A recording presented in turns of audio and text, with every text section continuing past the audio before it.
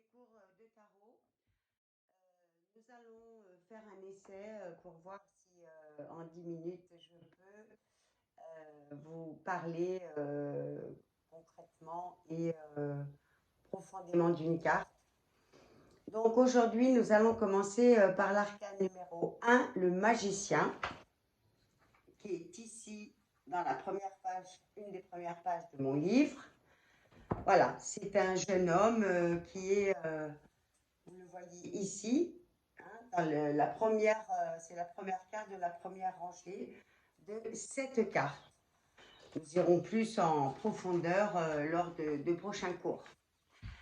Donc, cette carte a une mission. Chaque carte du tarot d'or a une mission à explorer, une expérience à vivre, quelque chose à intégrer.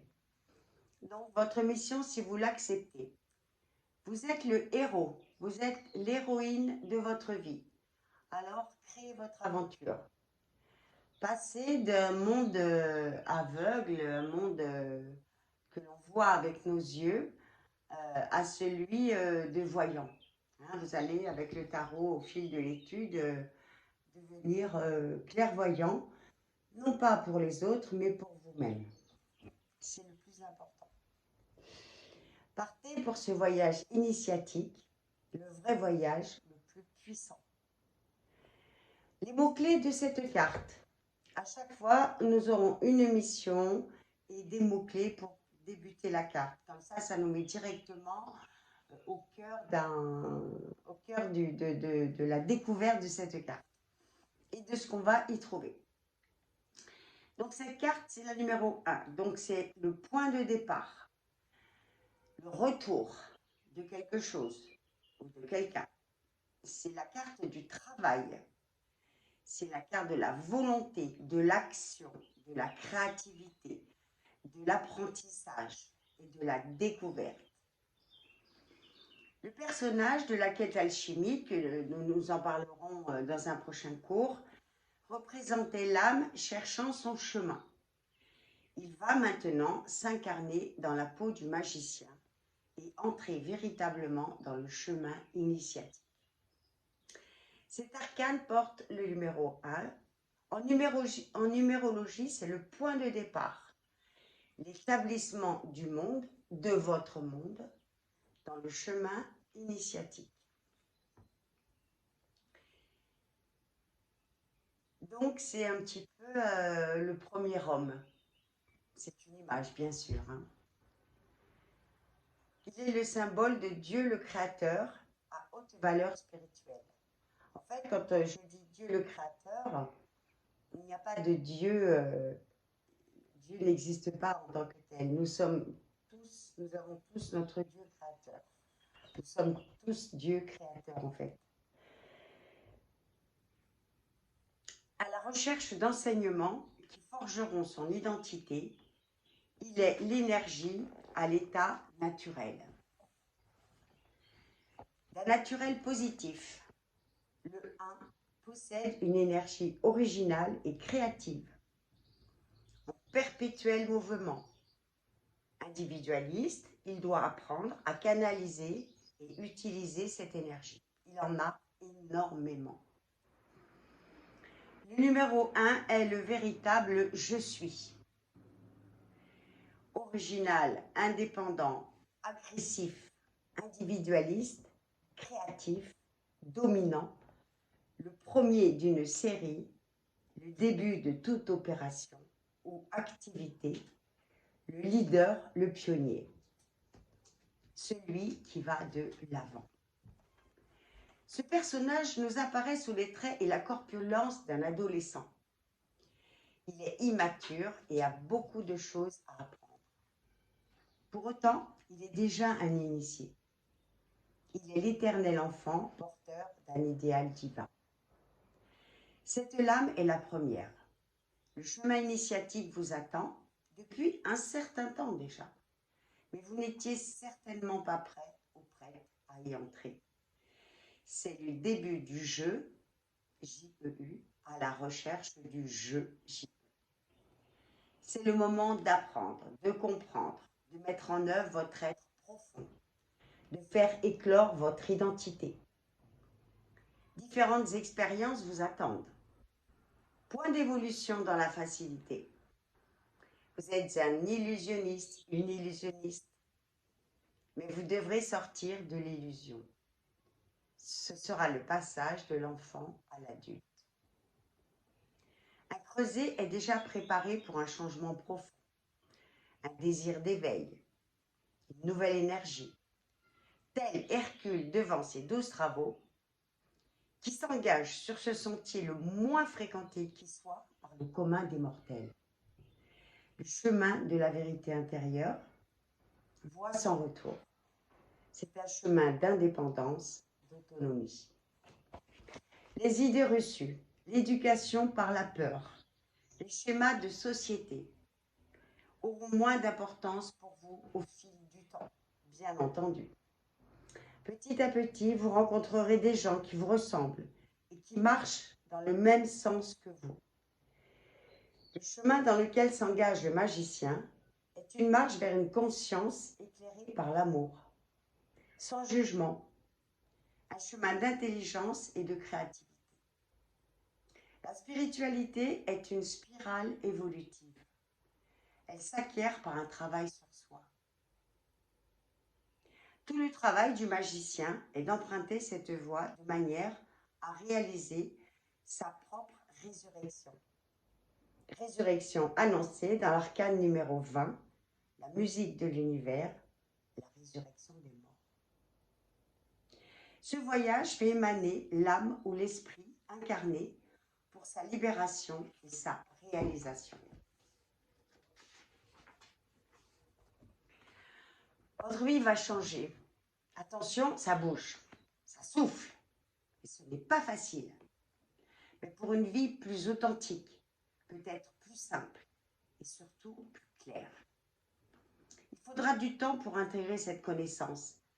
Mais vous avez attendu si longtemps et êtes passé à côté si souvent. D'un aveugle, d'une aveugle, vous deviendrez un voyant, une voyante. La gloire vous attend. Chaque initiation vous emmènera progressivement vers l'arcane 21, la réalisation totale de votre être, spiritualisé, libéré. Donc, dans l'interprétation des symboles,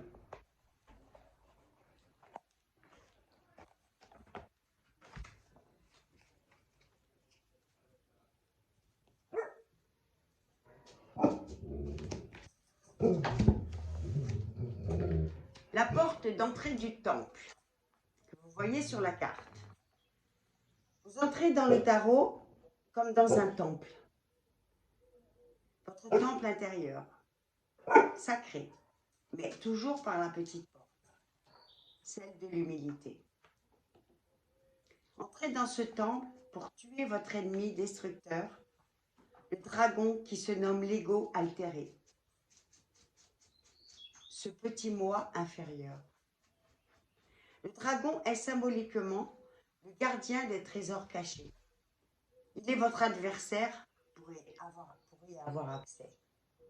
Le trésor gardé par le dragon n'est autre que la conscience de l'immortalité de l'âme.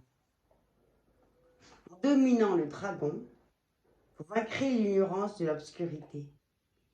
Vous cheminerez à l'intérieur de vous-même comme dans un labyrinthe. Au début, il fait tout noir. Mais si vous poursuivez votre chemin avec courage et détermination, vous trouverez la porte de sortie et la lumière de votre chemin. Vous devrez vous autoriser toute la liberté possible et vaincre vos ennemis les peurs. La peur obstrue la porte de la libération. Moult barrages et pièges vous seront tendus. Tel un vaillant guerrier et une vaillante guerrière, tel le bélier abattant les murailles, vous prendrez conscience petit à petit que votre meilleur ennemi est vous-même. magicien que vous êtes essaiera de relier, tout au long de ce voyage, la terre et le ciel, le visible et l'invisible. Vous êtes l'apprenti sage. Le tarot d'or est le serviteur, mais aussi le maître. Grâce à lui, l'ouverture au plan supérieur de conscience est possible. L'énergie du tarot est puissante. Elle permettra aux 7 chakras, au centre d'énergie, de s'ouvrir pleinement. Cette ouverture se fera dans l'arcane numéro 16, la maison de vie, où l'énergie divine jaillira comme un feu d'artifice et prendra sa réelle place. Mais attention, pour que cette énergie prenne sa place, vous devez lui en faire une. Ce jeune homme, debout, se trouve devant une table comme un établi. Il vous représente comme un illusionniste, une illusionniste. Vous apprendrez à jouer avec les éléments qui s'offrent à vous. Vous sortez du monde profane pour entrer dans le sacré. Ce sont des images, bien sûr. Le mot profane vient du latin profanus, hors du temple. Fanum en latin signifie temple. Vous voyez l'arbre bleu en forme de J représente symboliquement l'une de ces colonnes du temple. Celle-ci signifie s'établir, mais aussi l'établissement du monde. Elle se nomme Chacun. Chacun fut le premier grand prêtre du temple de Salomon, 3000 ans avant Jésus-Christ. C'est pour cela que le magicien est devant une table ou un autel. Dans l'arcane numéro 11, la force de vie, nous trouverons la deuxième colonne. Elle se nomme Bose et signifie la force est en lui. La force comme puissance, comme foi intérieure. Les 3D sur la table du magicien volent en symbolisant le jeu de la vie et ses illusions. C'est le jeu du jeu, comme je vous l'ai déjà dit. Ces dés vous invitent à jouer dans le sens d'animer la scène de la vie, sur le plan de toute possibilité. Jouer, c'est gagner en richesse de l'expérience pour la transformer en sagesse. Ces 3D représentent aussi les 3 initiations dans le tarot d'or. Les chiffres sur les dés 4 plus 2 plus 1 égale 7, 3 fois 7 égale 21. Et vous les voyez derrière moi, les 3 rangées de cette carte qui forment 21 cartes. Et nous aurons aussi une carte à part qui n'a pas de numéro et qui se nomme la quête alchimique. Donc, nous avons donc ici la preuve que vous passerez, si vous en avez l'envie, le courage, la volonté et l'audace, par ces 3 élévations spirituelles. La quête alchimique est à part, elle est seule, elle n'a pas de numéro et je donnerai un cours spécialement pour cette carte. Donc,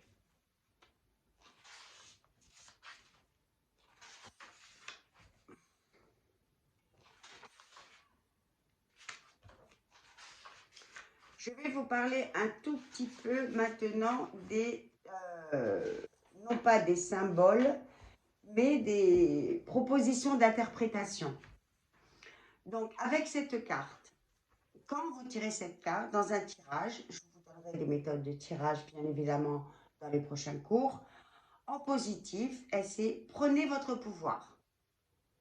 Vous êtes toujours prêt au combat sur la vie et les épreuves et ne vous arrêtez jamais. Les cornes du bélier vous donnent une volonté farouche.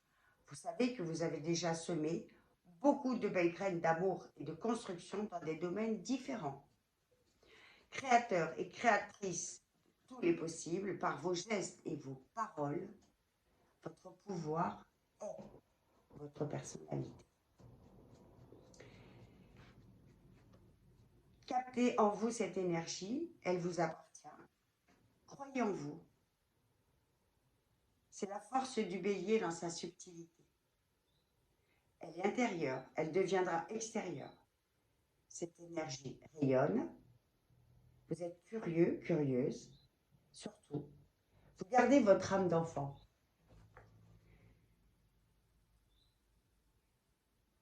en négatif. Parce qu'évidemment, le tarot, lui, il n'est jamais négatif ou positif. Le tarot, c'est un instructeur. C'est nous qui est souvent négatif ou positif. Donc, pour des raisons pratiques, j'ai mis dans ce livre en positif ou en négatif.